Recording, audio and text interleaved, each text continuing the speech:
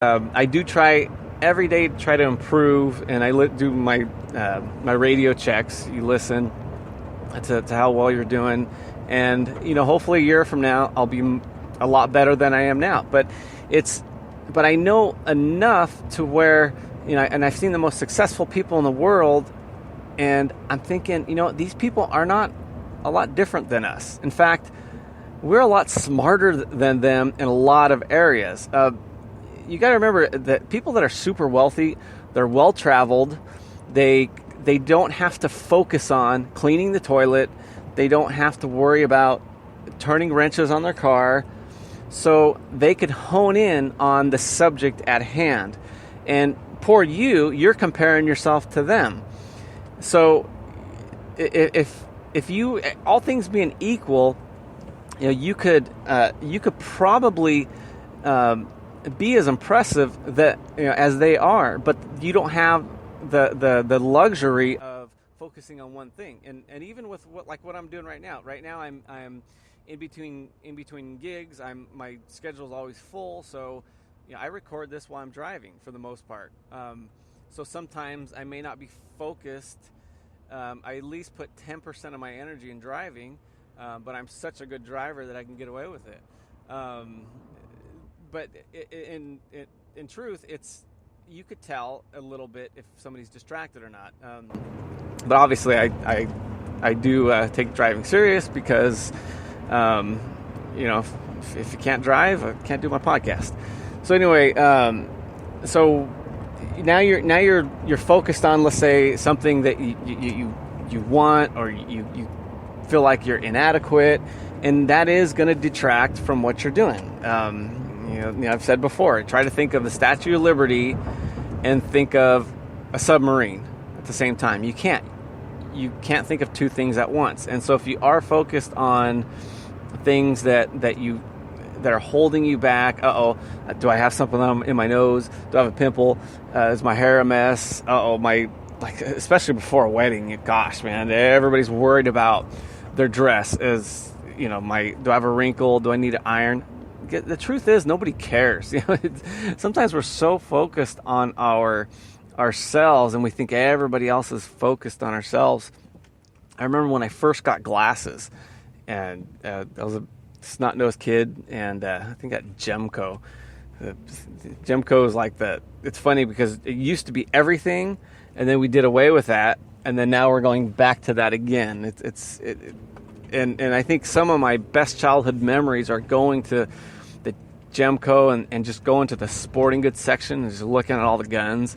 Never in my wildest dreams could I own one, but just staring at them, you just fantasize up about all the stuff there and just walking around. And what was I saying? So I left the optometrist in Gemco, and I had these big Coke bottle glasses, and I felt like, oh my gosh, the whole world, people are probably covering their mouth thinking, oh my gosh, look at his glasses. And I was so embarrassed. And you know what? Obviously nobody cared. You know what I mean? Here's a kid with glasses. If I was in their way, then they would care because they want me to move. And I think that's the extent of it.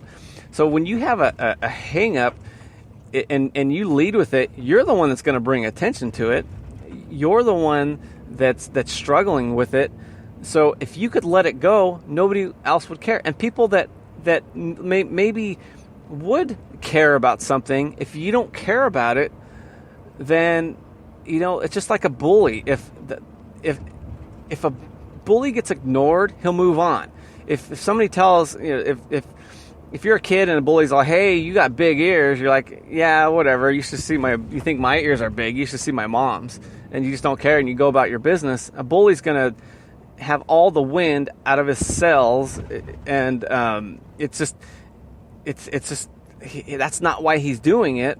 So he's going to change gears. He's going to think of something else to do or somebody else to do it to.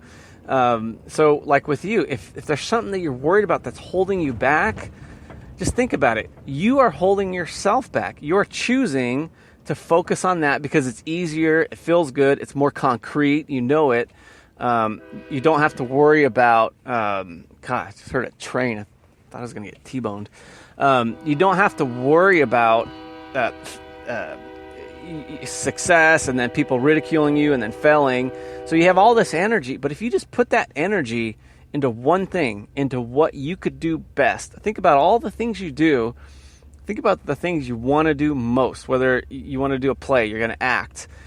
I tell my daughters, don't focus on the people that are maybe not paying attention, or they're listening to you. No, you do your part, think about that part, do it as best you can, and you will be successful. And by successful, what I'm saying is you will be the best that you could be, and that's success, because you're not going to be the next whomever, you're the next you. And eventually, if you're good, people will try to emulate you. It's ironic. If you try to emulate somebody else, nobody cares. But if you do the best you can, you're going to be full of confidence, and you're going to enjoy yourself, and you're going to get momentum in the right way. So it's I'm just going over. I wrote some notes down, but one thing that I did want to point out is I listened to a guy named Gary Vee. He's pretty good. At first, I was like, oh God, he cusses a lot. It's kind of, I was trying to decide if somebody is annoying me or not. But what he did say, you always take the nuggets out of anything, and he's really good with advertising and the new type of medium. But he said that he focuses on all his mistakes. He probably spent an hour on them, thinking about it. And I'm like, well, there you go. Here's a successful guy. You can tell he's focused on offense. And that's why. Because if he was dwelling and had the self-doubt and everything else that we all have, then it's going to surface. It's going to show up, and in his case, it didn't.